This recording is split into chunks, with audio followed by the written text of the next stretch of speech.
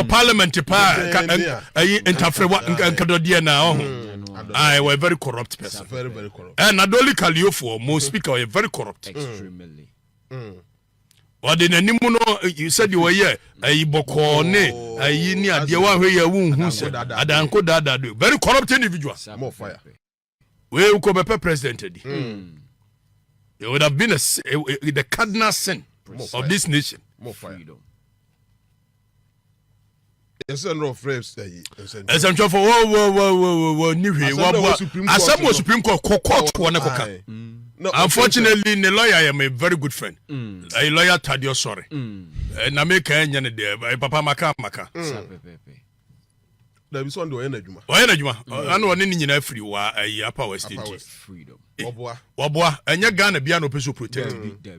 Unprotected. Yes, we were a procurement speaker. PPA. One way public procurement speaker. Public procurement. Public private partnership. No, a corrupt speaker. Very much. Miss me should not make a meaning in a swagger maker. Because the second week of November. We are in the first week. So next week, pound for pound. We will give speaker pound for pound for pound for pound. No man chere bo mo ti opposition kura how corrupted you are. Freedom. No me jaban. No me jaban, yeah. Na ye beso. O e benim. Abena abadwuma. Obi mi mama mfo ne meka bi. Speaker Abamba be nhyiamu ohia mu wabua.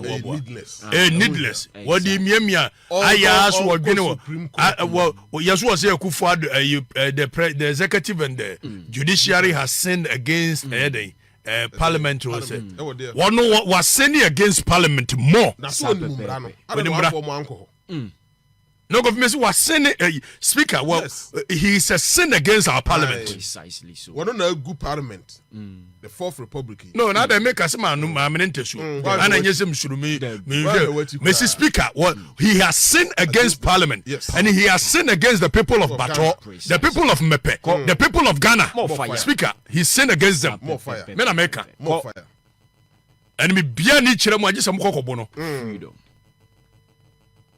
Timo bia me said we dwene Ghana ho and we dwene Ghana ho and we dwene Ghana and we miss wo yiri mu nyina kakrantia so wo yiri mu sa no na Akufo Addo aban no so ne tiri se me de no asesa de akoma no me na make manase azure buku kureshem Freedom. so wo yiri mu a ne de akoma wo sense manfo na ba jari wo manfo no aba me kase speaker corrupt as manfo na ba me fra omo so momra Mrs. Speaker, wo yiri mu nyina wo pekakra. Akufo Addo nso de beko. More fire. Ai wo mo ba ye Fourth Republic. Wo mo didi say term. Parliamentarians no. Yes. Wo mo de madwene di agro. NDC fo ni nyina. Me busam se mun ko busa to force say. Eye dan wo ka so beko Bank of Ghana eye demonstration. More fire. 3 days na fe wo ko ye amoto obukro mu jaye. Freedom. Wasan na chi. Freedom. NDC fo no wo ye corrupt papa. Extremely. You know dey pay abamaba. Mumma wo mu 137 ese ko mo de ko bo. Wo mu ko ye sika no mo de gigi o. More fire. Me catcher o pain. Me si NDC MPC no. Wo mu ni speaker there wo gi papa. Papa bi. Anya ready bi. Speaker samu o se lines are ready. When nimu ya hare. Speaker ni to me bia. Constitution article 24. Was say failure to obey or carry out terms of an order or direction made or given under clause 2 of this article constitutes high crime under this constitution and shall, in the case of the president and the vice president, constitute a ground for removal from office under this constitution. Now, what is Article 2.2 saying? Clause 2 of Article 2, say, the Supreme Court shall, for the purpose of a declaration under Clause 1 of this article, make such orders and give such directions as it may consider appropriate, or say as the Supreme Court may consider appropriate. So when Supreme Court on the Constitution, to me, Was it as they may consider appropriate. It may consider appropriate for giving effect or enabling effect to be given to the declaration so made. Now, young kind clause one is was it a person who alleges that an enactment or anything contained in or done under the authority of that or any other enactment. You can enactment in the parliament near there. And was it obi say clause 1 a 2 clause 1a no. Was it say obi tina se no hu say yakoye mra bi. Na se sa mra no bibia ya kan wom ana mra ni nyina ana se bibia no or any act or omission si will be aye bibi ana wanye bibi so constitution no kura nya se wo ye bibi nko awo na emom se eye se mramu no ye bibi na wa anya sa de koro no obitimi de wokọ eye supreme court se supreme court enhyew wo ma mandamus order na kokọ ye sa de no eye mra de de kan no ye article 2:1 was say any act or omission of any person is inconsistent with or is in contravention of the provision of this constitution may bring an action in the Supreme Court for a declaration to that effect. It's your constitution say obi ye bibi ye mra bi na bibi wo mra nim na se mra no any constitution de e kan bo ebra ese nipa bi de ba eye wo ma obi atumi so long as we are Ghana na no kura no toda na enye nipa say ye wo say artificial person wo ruling in so many cases in the case of Psalm number 2 ni ade ye constitutional law no manage hu nsem nu nti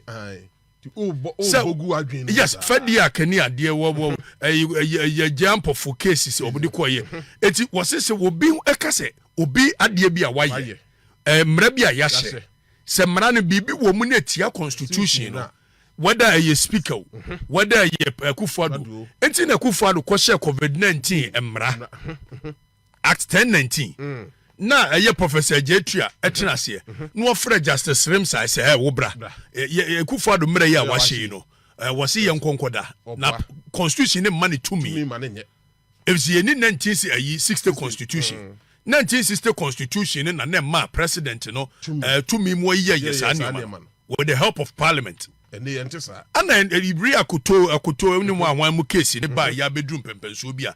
After you say the protection of the fundamental human rights of the people. No, you find share a year executive nensa ebu. Yet back was share court on insa.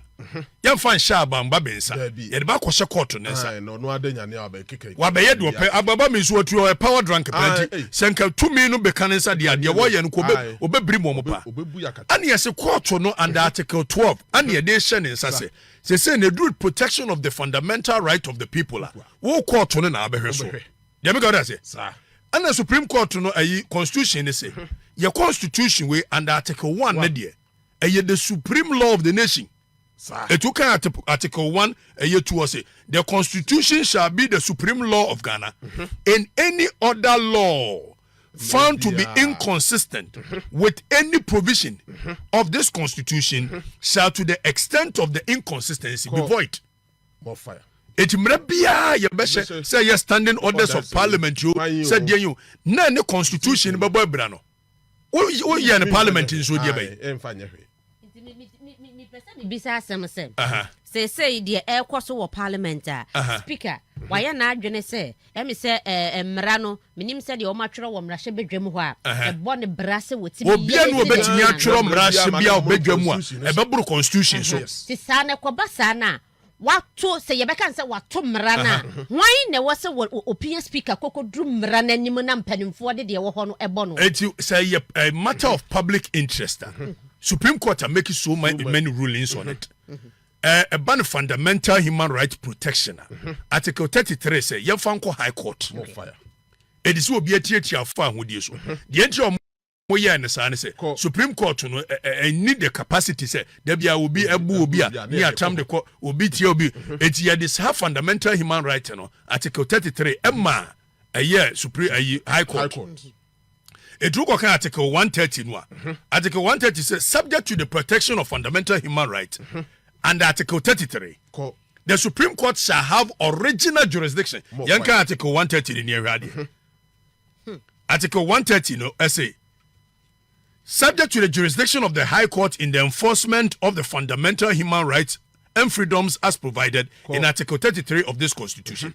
The Supreme Court shall have exclusive original jurisdiction in all matters relating to enforcement or interpretation of this Constitution. More fire.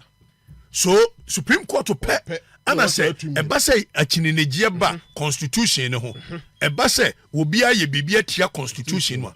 Ono pe ne word interpretation and the enforcement of original jurisdiction. No other person. No other court. It is a wobi edwen say the speaker abamba ben ye no. Tiamra.